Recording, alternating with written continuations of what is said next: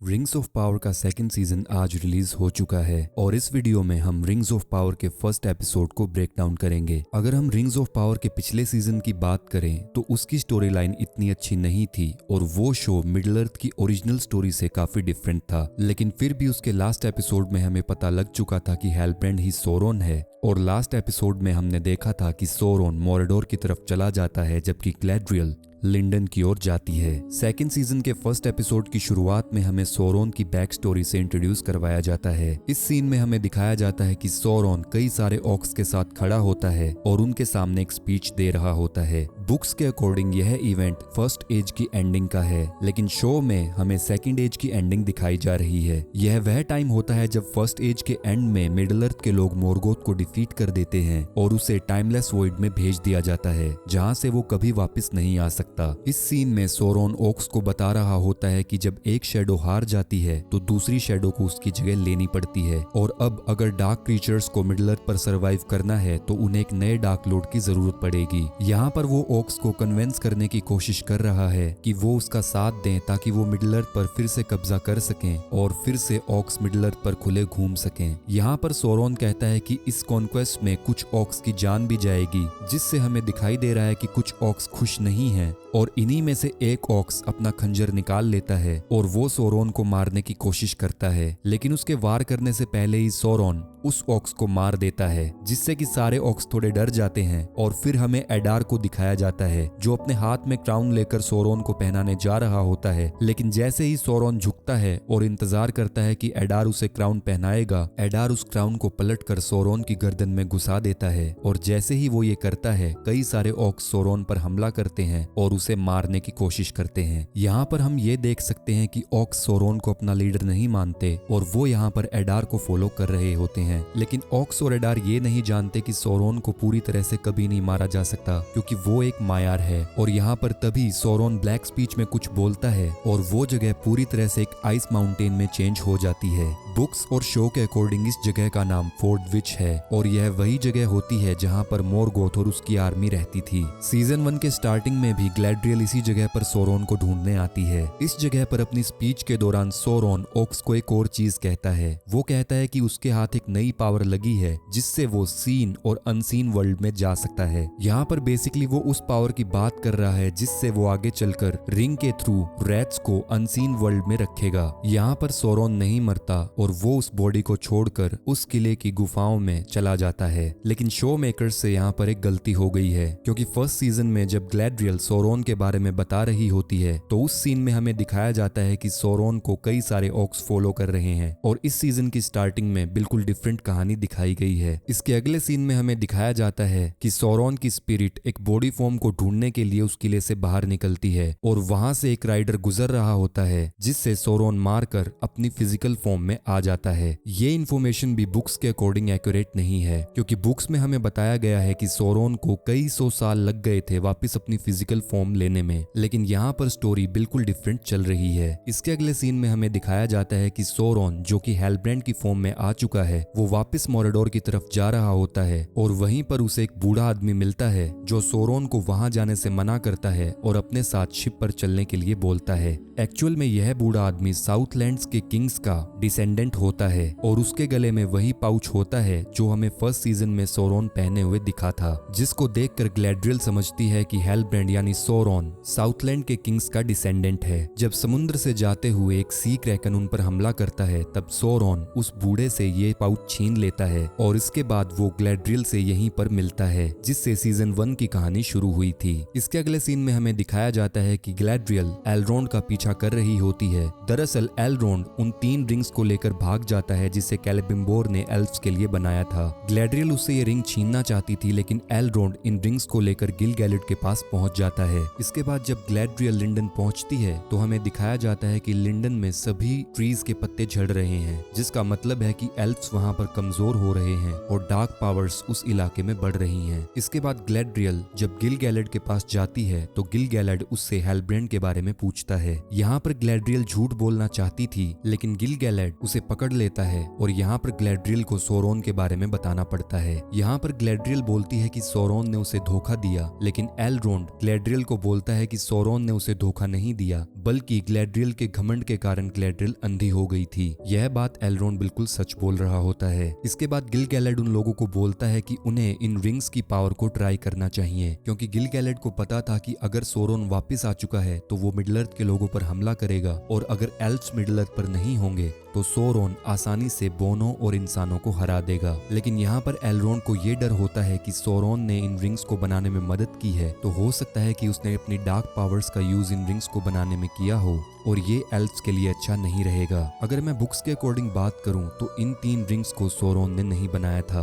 ये rings actual में elves ने ही बनवाई थी ताकि वो लोग मिडल अर्थ पर और पावरफुल हो सके। यहाँ पर एलरोंड गिल-गैलेड को उन रिंग्स को यूज करने से मना करता है, लेकिन गिल-गैलेड एलरोंड को ऑर्डर देता है कि वो इन रिंग्स को गिल-गैलेड को दे दे। जिसके बाद एलरोंड वहां से एक झरने में कूद जाता है और भाग जाता है। जिसके बाद गिल-गैलेड अपने सोल्जर्स को एलरोंड का पीछा करने के लिए बोलता है और उसे ढूंढने के लिए कहता है। एलरोंड का झरने में कूदना एक्चुअल में मिडल अर्थ की फर्स्ट एज की कहानी से इंस्पायर्ड है। यहाँ पर जब एलरोंड की मदर एल्विंग एक सिल्मरिल को ले लेती है और फियोनोर के सन्स उसका पीछा करते हैं, तब वो भी इसी तरह से समुद्र में कूद जाती है। इसके अगले सीन में हमें दिखाया जाता है कि सोरोन खुद को मोरेडोर के ऑक्स से पकड़वा लेता है और ऑक्स उसे एडार के पास ले जाते हैं। एडार के सामने आकर हेलब्रेंड उसे बोलता है कि सोरोन मिडल अर्थ पर वापस आ चुका है और वो अनसीन वर्ल्ड की पावर को बना रहा है। जब एडार यह सुनता है तो उसे चिंता हो जाती है, लेकिन फिर भी वो हेलब्रेंड को डंजन्स में बंद कर देता है। एक्चुअल में जब एडार ये सुनता है तो उसे सोरोन की वही स्पीच याद आ जाती है जो उसने ऑक्स के सामने मरने से पहले दी थी। यहाँ पर बूढ़ा आदमी वोल्ड्रेग हेलब्रेंड को डंजन्स में बंद कर देता है और वहाँ पर वो उसे पीटता भी है। इस डंजन में सोरोन के साथ एक वेयरवुल्फ भी बंद होता है। इसके अगले सीन में हमें स्ट्रेंजर को एक सपना देखते हुए दिखाया जाता है। स्ट्रेंजर की रियल आइडेंटिटी मैं एपिसोड 2 में रिवील करूंगा। स्ट्रेंजर रून की तरफ जा रहा होता है और रास्ते में उसे एक लकड़ी मिलती है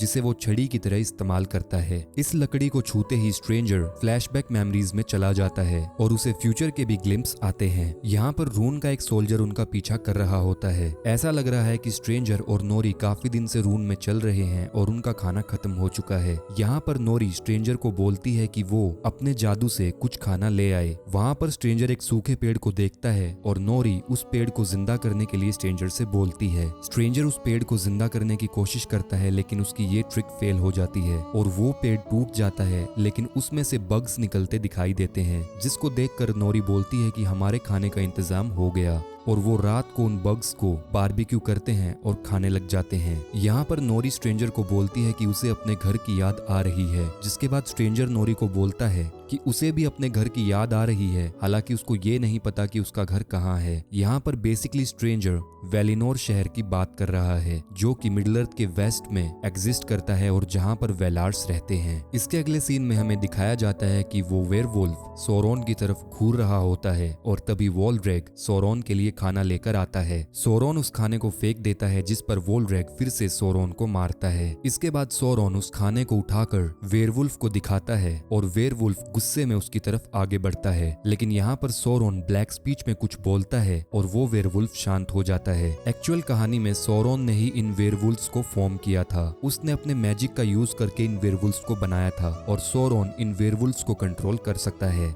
जो कि हमें इस सीन में दिखाया भी जाता है। इसके अगले सीन में हमें ग्रे हेवेंस का एरिया दिखाया जाता है। ग्रे हेवेंस वही जगह होती है जहाँ पर एल्फ्स वेलिनोर जाने के लिए शिप लेते हैं। हालांकि यह Grey Haven Lord of the Rings की फिल्मों में दिखाए जाने वाले ग्रे हेवन से काफी अलग है। ऐसा इसलिए भी हो सकता है क्योंकि लॉर्ड ऑफ द रिंग्स के इवेंट्स कई हजार साल बाद होंगे। हमें दिखाया जाता है कि कुछ एल्फ्स शिप्स बनाने में लगे हुए हैं और यहीं पर हमें एक नए कैरेक्टर से इंट्रोड्यूस करवाया जाता है जिसका नाम होता है किरीडेन। बुक्स के अकॉर्डिंग किरीडेन सबसे पुराने एल्फ्स में से एक होता है। यहाँ पर पुल के नीचे एलरोंड छुपा हुआ होता है, जिसे ढूंढते हुए गिल-गैलेड के सोल्जर्स आते हैं। इसके अगले सीन में हमें दिखाया जाता है कि किरीडेन एक खाली हॉल में जाता है जहाँ पर एलरोंड छुपा हुआ होता है और किरीडेन उसे बाहर आने के लिए बोलता है। इसके अगले शॉट में दिखाया जाता है कि गिल-गैलेड कैलेबिम्बोर के लिए एक मैसेज भेजता है। वो इस मैसेज में लिखता है कि हेलब्रेंड ही सोरोन है और कैलेबिम्बोर उससे दूर रहे, जिसके बाद वो ये लेटर अपने मैसेंजर्स को दे देता है और उसके मैसेंजर लिंडन से निकल जाते हैं। इसके अगले शॉट में हमें एल्रोंड और किरीडैन बात करते हुए दिखाई देते हैं। किरीडैन एल्रोंड को बोल रहा होता है कि कैलिबम्बोर काफी टाइम से कुछ ऐसा बनाना चाहता था जो कि एल्फ्स के दिलों को चेंज कर दे और ये रिंग्स वो काम कर सकती हैं। जिस पर एल्रोंड उसे बताता है कि इन रिंग्स में सौरोन की पावर का भी यूज हुआ है, तो हो सकता है कि एल्फ्स इन रिंग्स को पहनकर बर्बाद हो जाएं। यहाँ पर किरीडैन एल्रोंड से बोलता है कि अगर एल्फ्स ने इन रिंग्स को यूज नहीं किया तो सारे एल्फ्स को मिडिल अर्थ छोड़कर जाना पड़ेगा। तब एल्रोंड कहता है कि एल्फ्स के बर्बाद होने से अच्छा है कि एल्फ्स मिडिल अर्थ छोड़ दें। इसी टाइम पर गिल-गैलेड और ग्लैड्रियल ग्रे हेवंस में पहुंच जाते हैं, लेकिन तब तक किरीडैन इन रिंग्स के साथ ग्रे हेवंस से वेलिनोर की तरफ जा रहा होता है। इसके बाद कहानी फिर से स्ट्रेंजर और नोरी की तरफ चली जाती है। यहाँ पर उन दोनों को शक होता है कि कोई उनका पीछा कर रहा होता है, इसीलिए वो उस पीछा करने वाले को पकड़ने के लिए एक जाल बिछाते हैं। लेकिन थोड़ी देर बाद उनको पता लगता है कि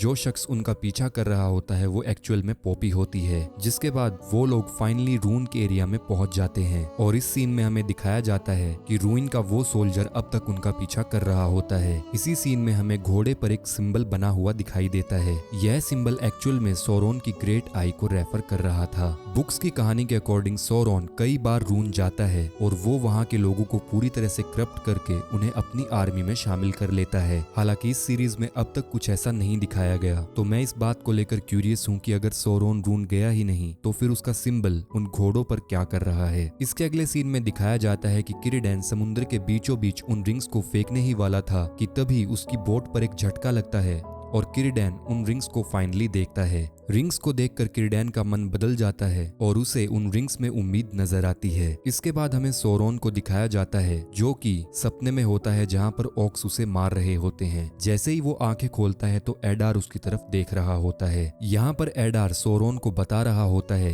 कि काफी टाइम पहले उसे मोर्गोथ की जेल में कैद कर रखा था। यहाँ पर हो सकता है कि एडार थोंगरिम की बात कर रहा हो। यह वही जगह होती है जहाँ पर मोर्गोथ अपने दुश्मनों को कैद करता था, लेकिन मोर्गोथ ने एडार को कैद क्यों किया यह बात समझ नहीं आई। यहाँ पर एडार यह भी मेंशन करता है कि उस सेल में सौरोन ने उसे रेड वाइन ऑफर की थी। यहाँ पर हेलब्रेंड एडार को बोलता है कि अगर एडार उसे आजाद कर देगा तो एल्फ्स के खिलाफ वो एडार की मदद करेगा। यहाँ पर सौरोन क्लियरली एल्फ्स और ओक्स को लड़वाना चाहता है ताकि वो लीडरलेस हो जाएं और उसी टाइम पर सौरोन उन पर राज कर सके। यहाँ पर एडार उसे बोलता है कि वो उसे आजाद कर देगा, लेकिन उससे पहले उसे एडार का गुलाम बनना पड़ेगा और उसे कसम खानी होगी कि वो एडार के लिए लॉयल रहेगा। सौरोन ठीक वैसा ही करता है, जिसके बाद एडार उसे छोड़ देता है और वो वहाँ से निकल जाता है। इसके बाद वोल्ड्रेक जब उस डंजन को देख रहा होता है तो वहाँ पर वो नोटिस करता है कि वेयरवुल्फ का कॉलर वहाँ पर पड़ा हुआ है, जिसका मतलब वो वेयरवुल्फ आजाद है। और तभी वो वेयरवुल्फ आकर वोल्ड्रेक को खा जाता है। जब वोल्ड्रेक की चीखने की आवाज सौरोन सुनता है तो वो स्माइल करता है और वो मॉरेडोर से निकल जाता है। इसके बाद हमें दिखाया जाता है कि गिल-गैलेड एक सॉन्ग को गा रहा होता है। बेसिकली यह गाना तब गाया जाता है जब एल्फ्स मिडिल अर्थ को छोड़कर वेलिनोर वापस जा रहे हो,